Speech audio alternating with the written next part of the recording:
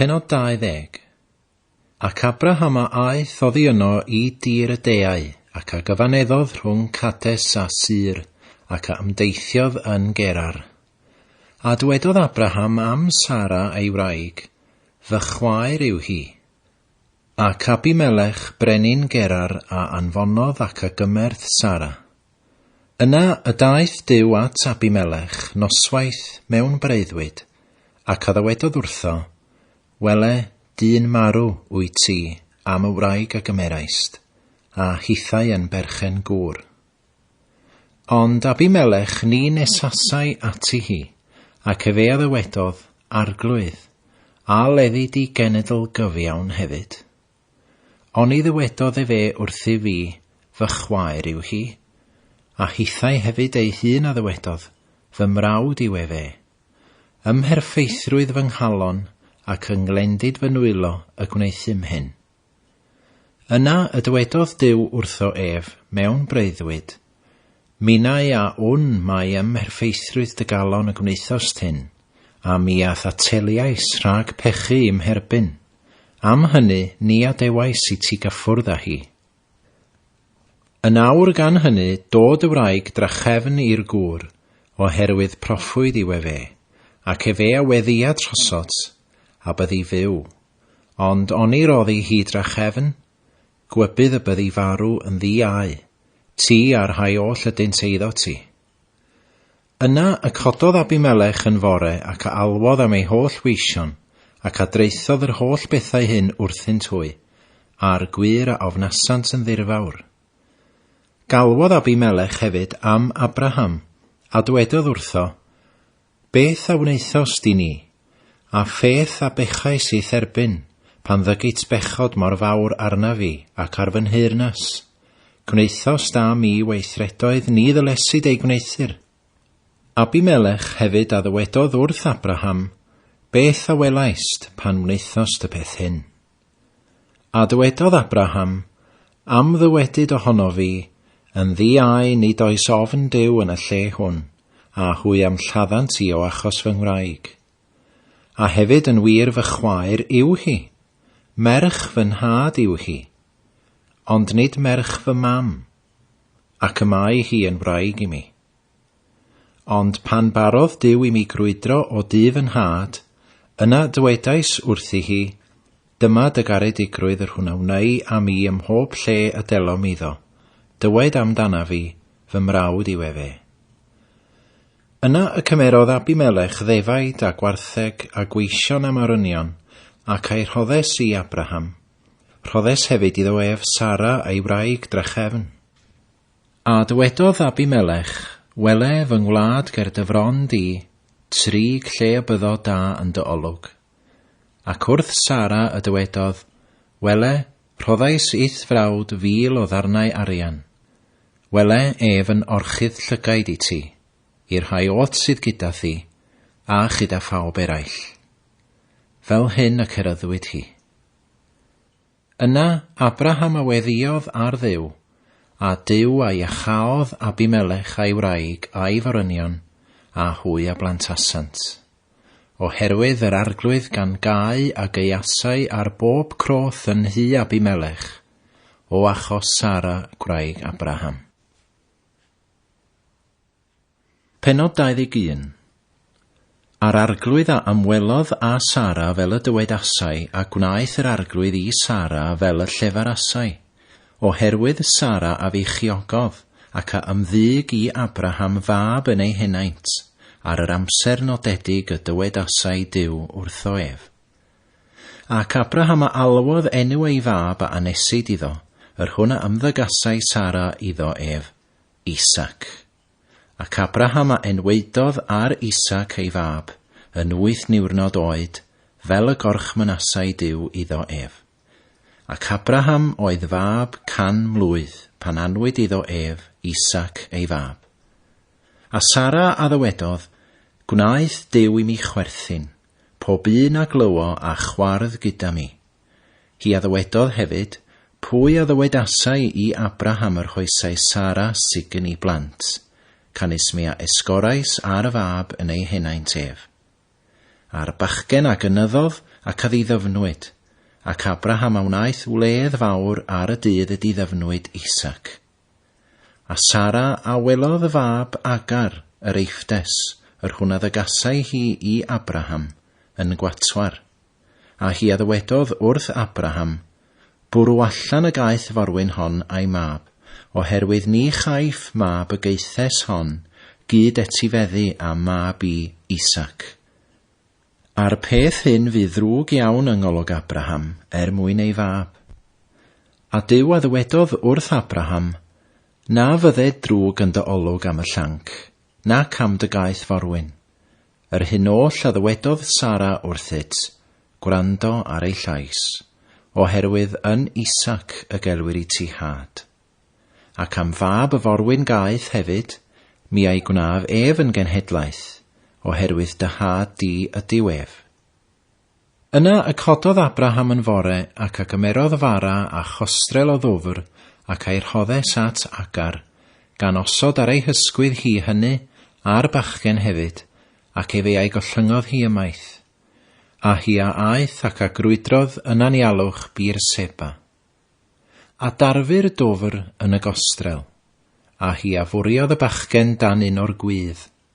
A hi a aeth ac a eisteddodd ei hunan ymhell ar ei gyfer, megis ergyd bwa, canes dywedasau, ni alla fi edrych ar y bachgen yn marw. Felly hi a eisteddodd ar ei gyfer, ac a ddyrchafodd ei llef ac a wylodd. A Duw a wrandawodd ar lais y llanc, ac angel Duw a alwodd ar Agar o'r nefoedd, ac a ddywedodd wrthi, beth a ddarfu I ti, Agar, nac ofna, oherwydd Duw a wrandawodd ar lais y llanc lle y mae efe.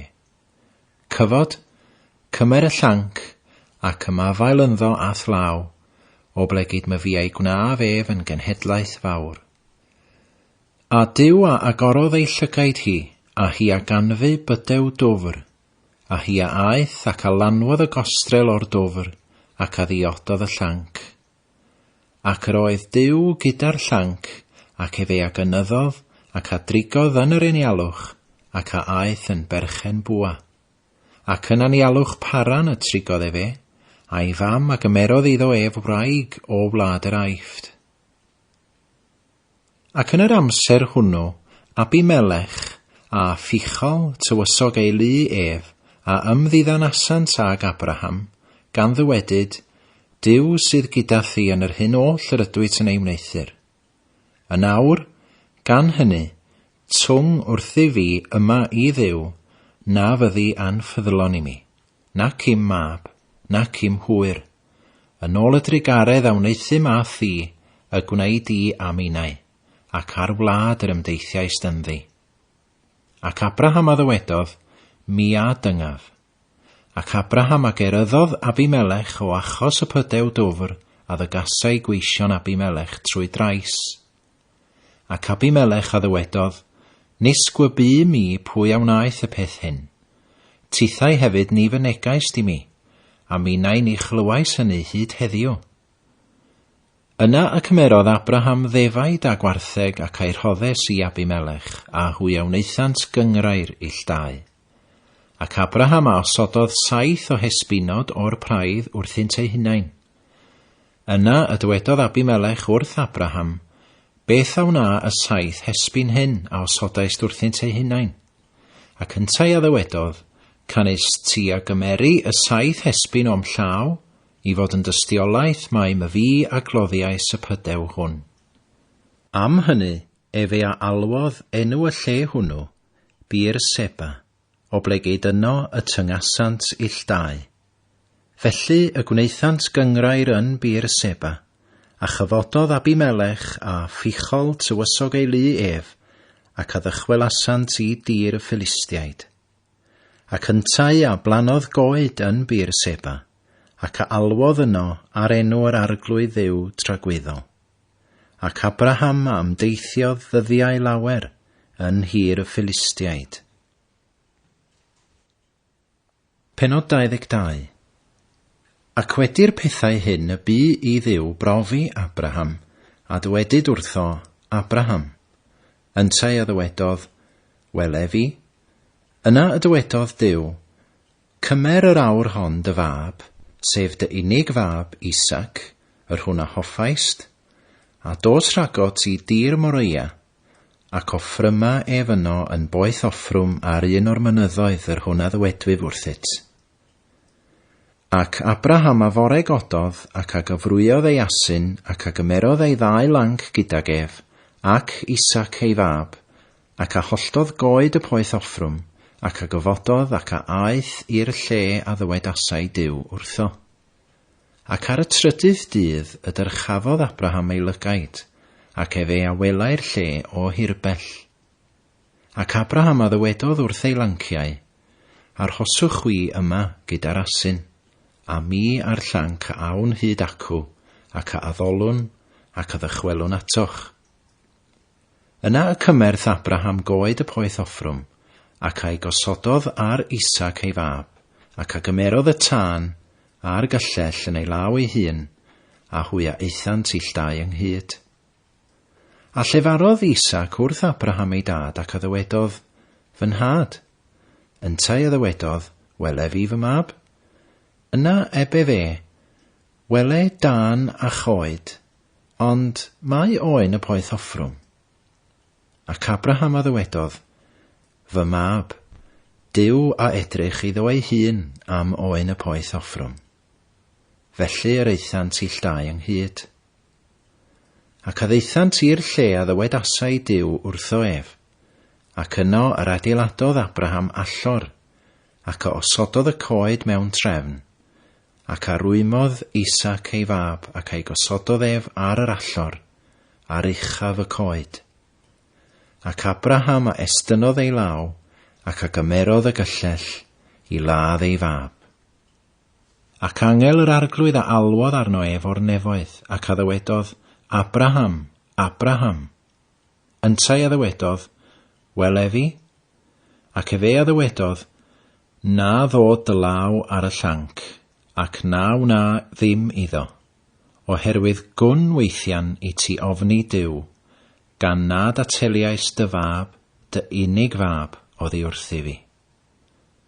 Yna y dyrchafodd Abraham ei lygaid, ac a edrychodd, ac wele o'i ôl ef hwrdd, wedi ei ddal erbyn ei gyrn mewn drysni. Ac Abraham a aeth ac a gymerth yr hwrdd, ac a'i hoffrymodd yn boeth offrwm yn lle ei fab. Ac Abraham a alwodd enw y lle hwnnw, Jehovah Jireh. Fel y dywedir heddiw, mynydd yr arglwydd y gwelir. Ac angel yr arglwydd a alwodd ar Abraham yr ail waith o'r nefoedd. Ac a ddywedodd, i mi fy hun y tyngais, medd yr arglwydd, oherwydd gwneithir ohonot y peth hyn, ac nad ateliais dy fab, dy unig fab, mae gan fendithio yth fendithiaf, a chan amlhau yr amlhaf dy had, fel ser y nefoedd, ac fel y tywod yr hwn sydd ar lan y môr, a thad a feddianna borth ei elynion. Ac yn dy had di y bendithir holl genhedloedd y ddaear, o achos gwrando ohonot ar fy llais i. Yna Abraham a ddychwelodd at ei lanciau, a hwy o godasant ac a eithant ynghyd i Bir Seba, ac Abraham a drigodd yn Bir Seba. Darfu hefyd wedi'r pethau hyn fynegu i Abraham gan ddywedyd, wele, dig Milca hithau hefyd blant i Nachor dy frawd, hys ei gyntaf anedig, a bus ei frawd, Cemiwel hefyd tad Aram, a Chesed, a Haso, a Fildas, ac Idlaf a Bethuel. A Bethuel a genhedlodd Rebecca, yr 8 hyn a blantodd Milca i Nachor, brawd Abraham. Ei ordderch wraig hefyd a'i henw Reima, a esgorodd hithau hefyd ar Teba, a Gaham, a Thahas, a Macha. Pennod 23. Ac oes Sara ydoedd 100 mlynedd a 7 mlynedd ar 20. Dyma flynyddoedd oes Sara. a Sara a fu farw yng Nghaer Arba, honno yw Hebron yn hir Canan. Ac Abraham a aeth I alaru am Sara, ac I wylofain amdani hi. Yna y cyfododd Abraham I fyny oddi ger bron ei gorff marw, ac a lefarodd wrth feibion heth, gan ddywedyd, Dieithr ac alltyd ydw I fi gyda chwi. Rhoddwch I mi feddiant beddrod gyda chwi, fel y claddwyf fy marw allan o'm golwg. A meibion heth a atebasant Abraham gan ddywedyd wrtho, Cliw ni fy arglwydd, tywysog Duw wyt ti yn ein plith, cladd dy farw yn dy ddewis o'n beddau ni rwystyr neb ohonom ni ei fedd I ti I gladdu dy farw. Yna y cyfododd Abraham ac a ymgrymodd I bobl y tir, sef I feibion heth. Ac a ymddiddannodd a hwynt, gan ddywedyd, os yw eich ewyllus I mi gael claddu fy marw allan o'm golwg, gwrandewch fi ac eiriolwch troso fi ar Effron fab Sochar. A roddi ohono ef I mi yr ogof Machpela, yr hon sydd eiddo ef ac sydd yng nghŵr ei faes, ei llawn werth o arian rhodded hi I mi yn feddiant beddrod yn eich plith chwi. Ac Effron oedd yn aros ymysg meibion heth, ac Effron yr hethiad a atebodd Abraham, lle y clywodd meibion heth, yng ngwydd pawb a ddeuent I borth ei ddinas ef, gan ddwedyd, Nag ef y arglwydd cliw fi, rhoddais y maes I ti, a'r ogof sydd ynddo, I ti yr rhoddais hi, yng ngwydd meibion fy mhobol yr rhoddais I ti, cladd di dy farw. Ac Abraham a ymgrymodd o flaen pobl y tir, ac a lefarodd wrth Effron, lle a clybu pobl y tir gan ddywedyd, eto, os tydi a'i rhoddi, a tolwg, gwrando fi, rhoddaf werth y maes, cymer gennyf, a mi agladdaf fy marw yno. Ac Effron a atebodd Abraham gan ddywedyd wrtho, gwrando fi fy arglwydd, y tir a dal 400 sicil o arian. Beth yw hynny'r hyngo fi a thithau? Am hynny, cladd dy farw. Felly Abraham a wrandawodd ar Effron, a phwysodd Abraham I Effron yr arian a ddywedasau a fe lle y clybu meibion heth, 400 sicil o arian cymeradwy ymhlith marchnadwyr. Felly y sicrhawyd maes Effron, yr hwn oedd ym Machpela, yr hon oedd o flaen Mamre, y maes a'r ogof oedd ynddo, a phob pren ar a oedd yn y maes ac yn ei holl derfynau o amgylch, yn feddiant I Abraham, yng ngolwg meibion heth, yng ngwydd pawb a ddelynt I borth ei ddinas ef. Ac wedi hynny, Abraham agladdodd Sara ei wraig yn ogof maes Machpela, o flaen Mamre, honno yw Hebron yn hir Canan. A sicrhawyd y maes a'r ogof yr hon oedd ynddo I Abraham yn feddiant beddrod oddi wrth feibion heth.